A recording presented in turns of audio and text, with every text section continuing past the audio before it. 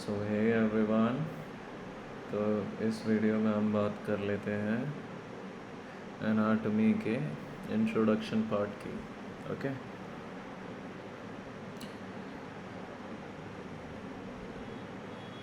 So the four and hind limbs were evolved basically for weight bearing, for bearing the weight of the body and for locomotion as seen in quadrupeds, example cows and dogs.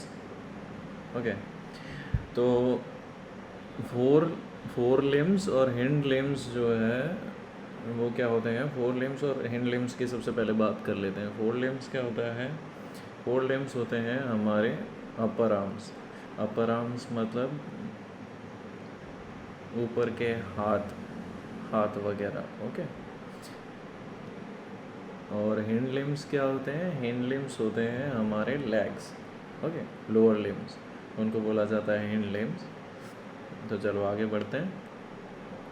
तो यहाँ बोला जा रहा है कि the four limbs and the hind limbs were evolved basically for bearing the weight of the body and for locomotion as seen in quadrupeds. तो पहले क्या होता था? यहाँ पहले की बात हो रही है, यहाँ उस एनाटॉमी की बात हो रही है जो पहले थी, बहुत टाइम पहले, जब हम भी जो है वो हाथ और पैर दोनों पे वज़न डाल के चलते थे। तो ये तब की बात हो रही है। तो यहाँ बोला जा रहा है कि four limbs and hind limbs were evolved basically for bearing the weight of the body and for locomotion as seen in quadrupeds, जो कि अभी हमें दिखाई देता है काउज एंड डॉग्स वगैरह के। तो हम लोग जो है वहाँ से इवॉल्व करे हैं जब हमारी बॉडी का वेट भी जो है वो क्या कौन बियर करता था, किसके ऊपर होता था सबसे ज़्यादा? तो वो होता था हमारे हाथों के ऊपर और हमारे पैरों के ऊपर, मतलब हमारे फोर लिम्स के ऊपर और हमारे हिंड लिम्स के ऊपर। ओके, तो हमने वहाँ से इवॉल्व करा basically for bearing the weight of the body and locomotion as seen in quadrupeds. Okay,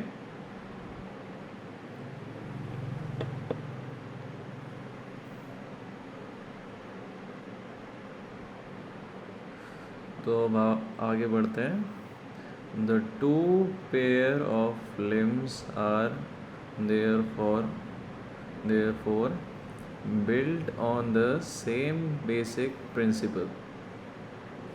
तो दो पेयर ऑफ लिम्स,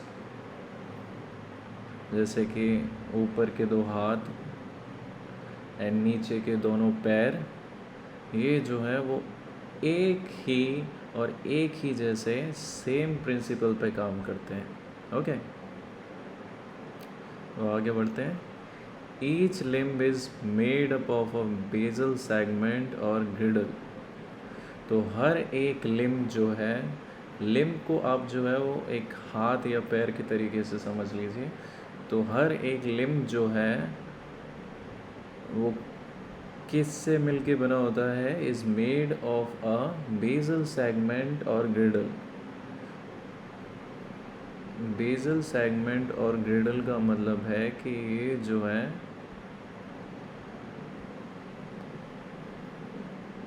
हमारा आर्म जो है वो जो है एक ग्रिडल से मिलके बना होता है। कि ग्रिडल मतलब ऐसा कि जैसे शोल्डर ग्रिडल, तो वहाँ पे क्या होता है कि हमारा शोल्डर पार्ट जो है वो कनेक्टेड होता है मोशन के लिए, जहाँ पे बहुत सारे मोशन कर सकता है हमारा आर्म।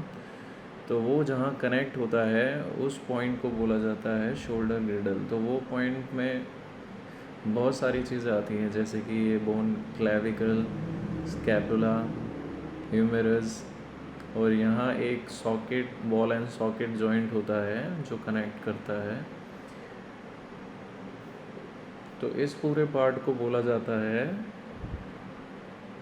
ग्रिडल। Okay, shoulder ग्रिडल। ओके, तो हम आगे बढ़ते हैं। and a free part divided into proximal, middle and distal.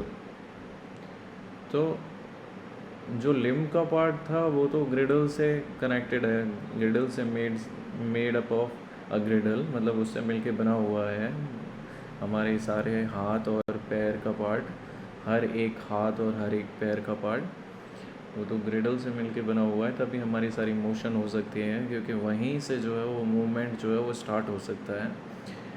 और जो फ्री पार्ट है, तो free part divided into proximal, middle and distal segments. तो फ्री पार्ट कौन सा है, 1 सेकेंड, ओके। तो डायग्राम में देखते हैं, तो फ्री पार्ट यहाँ पे कौन सा हो गया, शोल्डर जो है वो तो फ्री पार्ट नहीं है, वो तो वहीं से मूव करेगा ना, वहीं एक ही जगह पे रहेगा। तो फ्री पार्ट है हमारा arm, four arm and hand, okay. तो ये जो है वो पूरा हमारा जो है वो फ्री पार्ट है। तो इसमें क्या होता है, इसमें प्रॉक्सिमल पार्ट कौन सा होगा, इसमें प्रॉक्सिमल पार्ट होगा आर्म, एंड इसमें मिडल पार्ट होगा फोर आर्म, एंड इसमें डिस्टल पार्ट होगा, डिस्टल मतलब होता है जो सबसे नीचे का पार्ट है, ओके। तो उसमें क्या आता है, उसमें आता है हैंड, ओके। तो अब आगे बढ़ते हैं, कहाँ थे हम, डिस्टल पार्ट पे थे हम, हाँ डिस्टल सेगमेंट्स, ओके। तो यहाँ से अब स्टार्ट करते हैं। The girdle attaches the limb to the axial skeleton, okay. तो ग्रिडल क्या हो गया, ये एक शोल्डर ग्रिडल, जैसे जहाँ पे भी ये जो है लिम्ब्स जो है वो कनेक्ट हो रहे हैं, उस पार्ट को हम बोल सकते हैं वो ग्रिडल पार्ट है। तो ओके, तो शोल्डर ग्रिडल मान लेते हैं। तो शोल्डर ग्रिडल के हिसाब से ये पार्ट हो गया शोल्डर ग्रिडल, जहाँ पे क्लैविकल है, स्कैपुला है, ह्यूमेरस है, एंड ये जो कनेक्ट हो रहे हैं, तो ये पार्ट है, ओके। तो यहाँ से क्या होता है, ये पार्ट जो है वो कहाँ कनेक्ट होता है, ये जो कि कनेक्ट हो रहा है पूरे एक्सियल स्केलेटन में। एक्सियल स्केलेटन में ऊपर का पूरा स्केलेटन आता है, जहाँ पे हमारे आ जाएंगे scapula, clavicle, head and ribs आ जाएंगी, ओके। तो यहाँ जाके ये जो है वो कनेक्ट हो जाता है। अब आगे बढ़ते हैं। The distal segment carries 5 digits. तो डिस्टल सेगमेंट जो है वो कैरी करता है 5 डिजिट्स। तो हमारा यहाँ डिस्टल सेगमेंट कौन सा था, प्रॉक्सिमल सेगमेंट था हमारा arm, okay, and middle segment था हमारा four arm, okay, and the distal segment is hand, okay. तो ये है हमारा डिस्टल सेगमेंट्स। तो यहाँ पे डिजिट्स का मतलब क्या है, बोला जा रहा है कि डिस्टल सेगमेंट जो है वो कैरी करता है 5 डिजिट्स। तो यहाँ 5 डिजिट्स का मतलब है 5 फिंगर्स, ओके। डिजिट्स बेसिकली बोला जाता है हमारी फिंगर्स को। तो डिस्टल सेगमेंट कैरीज 5 फिंगर्स। तो यहाँ हमारी 5 फिंगर्स हो गई जो डिस्टल सेगमेंट में आती हैं, ओके। तो टेबल तो आपने देख ही लिया, ये डायग्राम तो आप देख ही रहे हैं, ओके। आगे बढ़ते हैं। However, with the evolution of the erect posture in man, the function of weight bearing was taken over by lower limbs, okay। तो यहाँ ये समझते हैं, तो जैसे जैसे हम इवोल्यूशन की स्टेज में चलते गए, हम जैसे जैसे इवॉल्व करते गए, हम जैसे जैसे बदलते चले गए अपने पार्ट को, तो हम जैसे ही ग्रेजुअली धीरे धीरे हम जो है अपने पार्ट्स को बदलने की कोशिश करते हैं। और ये पॉसिबल क्यों हुआ, क्योंकि हम जो है वो इरेक्ट पोस्चर में रहने का ट्राई करने लगे, हम इरेक्ट पोस्चर में रहने का ट्राई करने लगे, हम ह्यूमन वगैरह, हम उसी में इरेक्ट पोस्चर को अपनाने की कोशिश करने लगे। तो उससे क्या हुआ, the function of the weight bearing was taken over by the lower limbs. तो इसका मतलब क्या है कि पहले जो है वो हम जानवरों की तरीके से चलते थे, जैसे कि यहाँ एग्जांपल दिया गया है काउज एंड डॉग्स, ओके। तो वहाँ हमारा वजन जो है, हमारा वज़न जो है वो हमारे चारों लिम्स पे आता था, both the upper limbs and the lower limbs. तो हमारे दोनों पे आता था, हम दोनों पे वेट कैरी करते थे, दोनों पे वेट बियरिंग वाला फंक्शन आता था। तो वहाँ कोई हैंड का यूज़ ऐसा नहीं था कि फ्री मूवमेंट है वहाँ पे हमारे हैंड की, नहीं, वहाँ पे हम वेट बियर कर रहे हैं। तो हम भी जानवरों के तरीके से चलते थे पहले के टाइम पे, जो कि सबको पता है कि हम जो है वो चिंपैंजी की तरीके से चलते थे, जहाँ हम जो है वो बैठ के चलते थे और जानवरों की तरीके से चलते थे। So the function of the weight bearing was taken over by the lower limbs. तो जैसे हम इवॉल्व करते चले गए, हमने इरेक्ट पॉस्चर रखा, हम सीधे रहने की हमने कोशिश की, सीधा सीधा खड़ा होने की कोशिश की, और हम उसी को फॉलो करते गए। तो वो धीरे धीरे इवॉल्व होते होते होते होते हमारा एक नया फंक्शन बन गया कि हमारा वेट बियरिंग फंक्शन जो है वो सारा का सारा सिर्फ और सिर्फ लोअर लिम्ब पे ट्रांसफ़र हो गया, और हम सिर्फ और सिर्फ अब पैरों से चलते हैं। तो यहाँ ये बात हो रही है। अब आगे बढ़ते हैं। thus the upper limbs, especially the hands, become free and gradually evolved into organs। तो फिर उसके बाद में क्या हुआ कि हमारे अपर लिम्स का मतलब है हमारे हैंड्स, ओके, ऊपर के हाथ वगैरह। तो उस टाइम पे क्या हुआ, specially the hands become free and gradually evolved into organs having great manipulative skills। तो हमारे हैंड्स जो हैं, हमारे ऊपर के हाथ जो हैं, वो इतने धीरे धीरे इतने इवॉल्व हो गए, ग्रेजुअली इवॉल्व, तो धीरे धीरे इतने इवॉल्व हो गए, इतने बदल गए कि वो अब एक ऐसे ऑर्गन्स के जैसे बन गए हैं, ऐसे ऑर्गन के जैसे बन गए जिसमें ग्रेट मैनिपुलेटिव स्किल्स है। वो मैनिपुलेटिव स्किल्स कुछ भी हो सकती है, अभी उसको आगे देखते हैं। तो किस मैनिपुलेटिव स्किल्स की बात हो रही है यहाँ पे। This has become possible because of a wide range of mobility at the shoulder। तो ये पॉसिबल क्यों हुआ, ये ऐसा संभव क्यों हो पाया?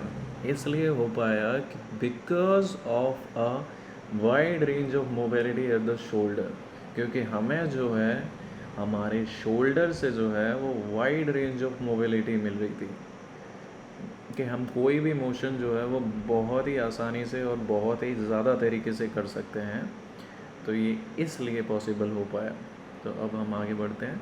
The whole upper limb works as a jointed liver.